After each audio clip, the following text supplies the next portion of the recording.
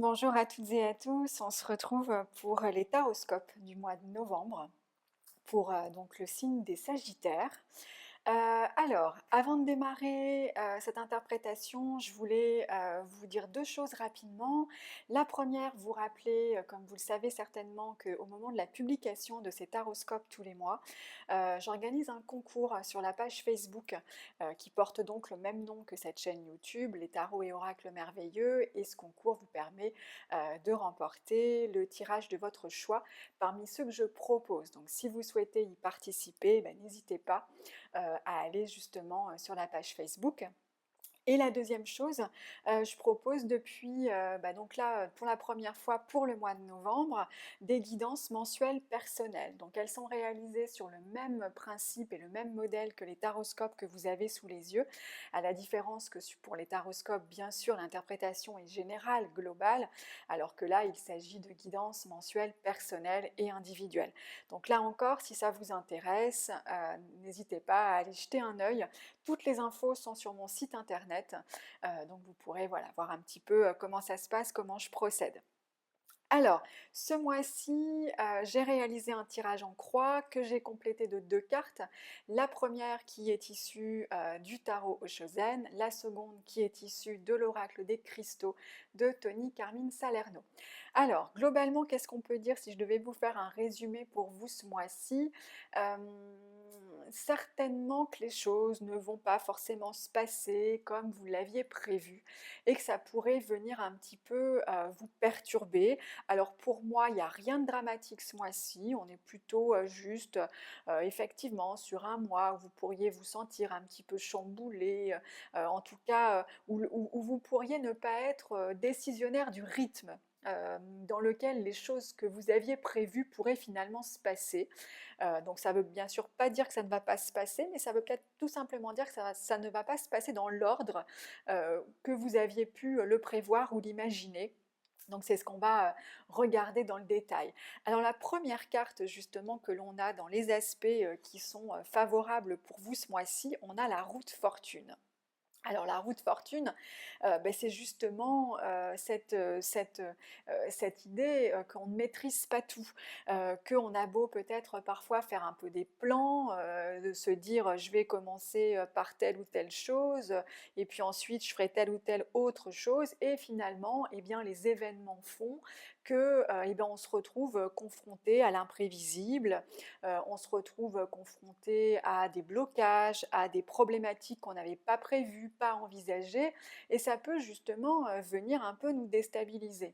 Donc cette carte, malgré tout, est dans les aspects favorables, donc c'est une carte qui va inviter au lâcher-prise, qui va inviter justement à se dire que oui, on ne maîtrise pas tout. La route fortune, c'est aussi le signe de l'évolution, mais c'est vrai qu'elle va véhiculer cette idée aussi, justement, des événements qui se produisent, auxquels on ne s'attend pas et qui vont nécessiter que l'on s'y adapte. Néanmoins, sachant que cette carte, comme je vous le disais, est dans les aspects favorables, favorisés, donc c'est plutôt quelque chose qui va symboliser une forme d'évolution. Donc ça peut vouloir nous dire qu'effectivement, si vous avez des projets aujourd'hui qui sont en cours ou si vous envisagez de vous lancer, que ça soit sur le plan professionnel ou personnel, dans quelque chose de nouveau, ou en tout cas de faire évoluer ce que vous avez commencé à mettre en place, les choses vont évoluer.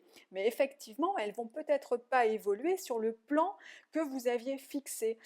Il se peut effectivement qu'on vous propose une opportunité à laquelle vous n'ayez pas pensé, ou que finalement ça se passe d'une autre manière. C'est un petit peu le principe, il y a une expression qui dit que le plus court chemin, par exemple, pour atteindre son objectif, c'est pas forcément la ligne droite. Et bien en fait, c'est un petit peu cette image-là que l'on va retrouver à travers cette carte. Effectivement, on peut, dans le cadre d'un projet, comme je vous le disais, avoir établi des plans, avoir établi une façon de faire, s'être peut-être déterminé certaines actions à mener, et puis finalement, vous allez vous rendre compte que la personne que vous voulez contacter n'est pas disponible ce jour-là, et puis finalement, vous allez recevoir un coup de fil de quelqu'un d'autre dont vous n'aviez pas eu de nouvelles depuis un moment et qui va venir vous apporter la réponse. Donc il y a à travers cette carte l'idée aussi de faire confiance aux événements qui se produisent parce qu'ils arrivent comme ils doivent arriver, sans forcément qu'on les attende, sans forcément qu'on ait de prise sur eux, mais finalement c'est le symbole d'une évolution. Les choses avancent. Avec la roue de fortune, c'est le symbole que les choses avancent, que les choses de toute façon, elles suivent leur cours, elles suivent finalement le rythme qui doit être le leur, et sans là encore qu'on ait toute la maîtrise des choses, mais il y a en tout cas, c'est une carte qui vous invite à l'acceptation. Faites confiance à ce qui se passe, faites-vous confiance, mais faites aussi confiance aux événements parce que de toute façon, ça évolue, ça avance et que dans tous les cas, il vaut mieux finalement que ça avance même comme on ne l'avait pas prévu que de se retrouver avec un pendu et de s'apercevoir que tout est bloqué. Là, c'est pas du tout ça, hein. Les retards, par exemple, pourraient être considérés comme des opportunités. Peut-être que ce qui ne se fait pas comme vous auriez voulu que ça se fasse, eh bien, il va y avoir une autre porte qui va s'ouvrir. C'est ça le symbole de la roue de fortune. Donc, il y a plutôt des opportunités qui, comme je vous le disais, ne sont peut-être pas celles auxquelles vous pensez, mais de toute façon, c'est le symbole de l'évolution, c'est le symbole véritablement, les choses avancent pour vous, les choses progressent de toute façon, donc c'est plutôt effectivement favorable. Alors là où effectivement je vous disais que ce qui pourrait venir vous titiller un peu, c'est justement que ça se passe pas forcément comme vous l'avez prévu. Il y a une forme justement dans cette impératrice qui est dans les aspects qui sont plus compliqués pour vous à gérer ce mois-ci, c'est l'idée justement de maîtriser. L'impératrice, c'est la créativité par excellence, donc on est vraiment sur un symbole très concret. C'est celle qui se lance dans son projet, elle l'a déterminé, elle a prévu finalement le plan qui va lui permettre de mettre en place ce qu'elle a défini. Donc il y a quelque chose de très maîtrisé dans cette impératrice parce qu'elle l'a réfléchi et que là, elle décide de passer à l'action.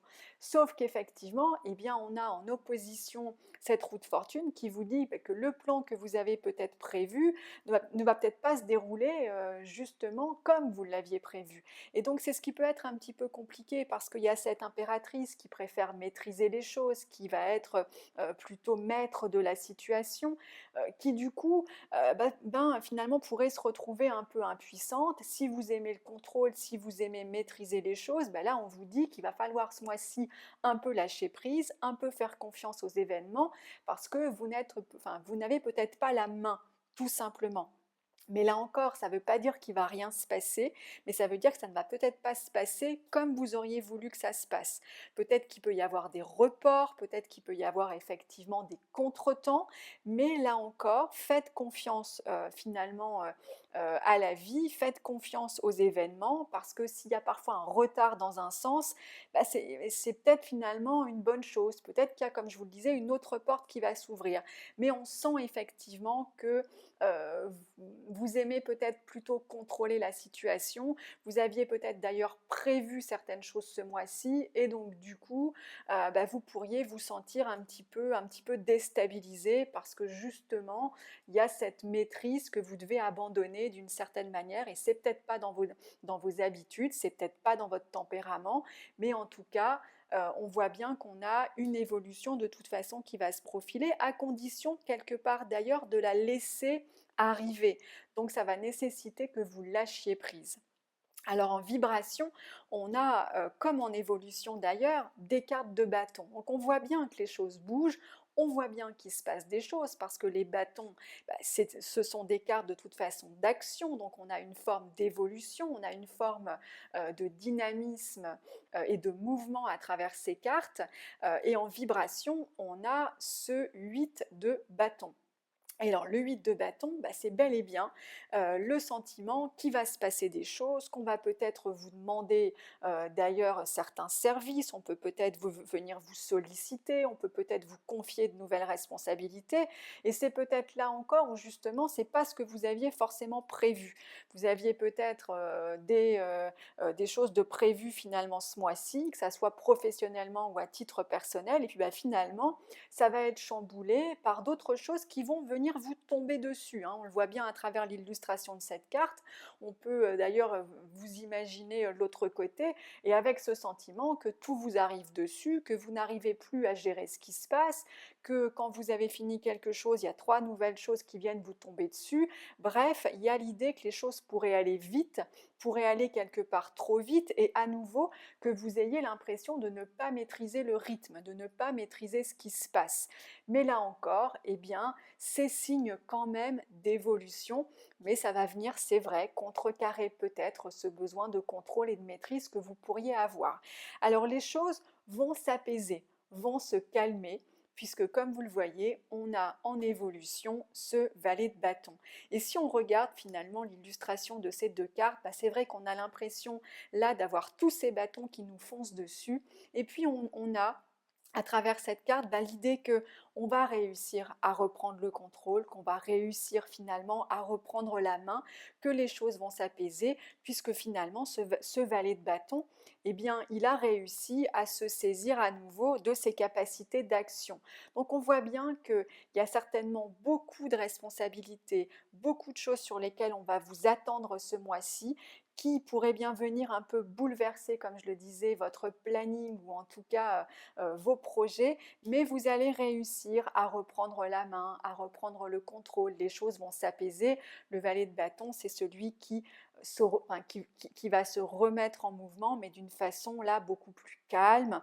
On est sur quelqu'un effectivement qui est en mouvement, qui se remet en route et qui reprend quelque part le contrôle de la situation. Donc pour résumer, on vous dit ce mois-ci de rester calme, de lâcher prise d'une certaine manière, d'accepter peut-être les contretemps, d'accepter peut-être les sollicitations qui pourraient arriver de toutes parts, mais de toute façon un peu de patience parce que les choses vont rentrer finalement dans l'ordre, vont s'apaiser certainement au cours du mois ou dans la deuxième partie du mois. Alors, la première carte qui vient compléter ce tirage, qui est issue, comme je vous le disais, du tarot Oshozen, est la très jolie carte de l'épanouissement. Alors, l'épanouissement, c'est à nouveau le signe, un signe très positif, c'est un signe d'accomplissement, c'est le signe effectivement que vos projets vont pouvoir aboutir. Et puis surtout, il y a aussi l'idée de finalement de se sentir à sa place, de se sentir bien, de se sentir accompli, d'avoir le sentiment finalement d'être dans une bonne période voilà, où finalement les portes vont s'ouvrir devant vous, ou ce sur quoi vous travaillez, quel que soit encore le domaine auquel on peut faire référence, les choses vous réussissent.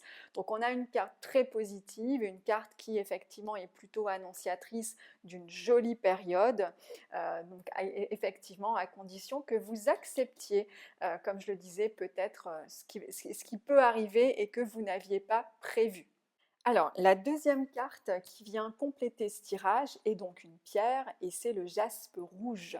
Alors, cette pierre, elle va avoir pour mot-clé les soins, la protection, la force de vie. C'est une pierre et à travers l'interprétation de cette carte, c'est l'idée justement que vous pourriez venir apporter du soutien à quelqu'un qui pourrait en avoir besoin. Alors, c'est vrai que comme je vous le disais, vous pourriez être sollicité ce mois-ci de part et d'autre, hein, et que ça pourrait venir bouleverser un petit peu votre planning, en tout cas venir un petit peu bouleverser pourquoi pas votre routine ou votre quotidien, et ça pourrait effectivement nous laisser entendre que on va peut-être venir vous solliciter justement parce qu'on pourrait avoir besoin de vous. Donc ça peut être besoin dans le cadre d'un projet professionnel, comme ça peut être aussi dans un cadre personnel où on va venir effectivement chercher du soutien, chercher de l'aide, chercher peut-être des solutions auprès de vous. Et donc c'est une pierre là encore qui va finalement, vous allez pouvoir, grâce à cette pierre, mettre aussi en avant vos capacités de soutien, vos capacités d'accompagnement. C'est vraiment l'idée d'être le soutien et d'avoir cette force finalement à l'intérieur de soi. C'est un petit peu le symbole de cette pierre pour venir justement apporter des solutions, pour venir rassurer, pour venir réconforter. Mais là encore, c'est vrai que ça semble être quelque chose qu'on pourrait bien attendre de vous ce mois-ci et ça peut justement être les nombreuses sollicitations que vous n'avez peut-être pas prévues.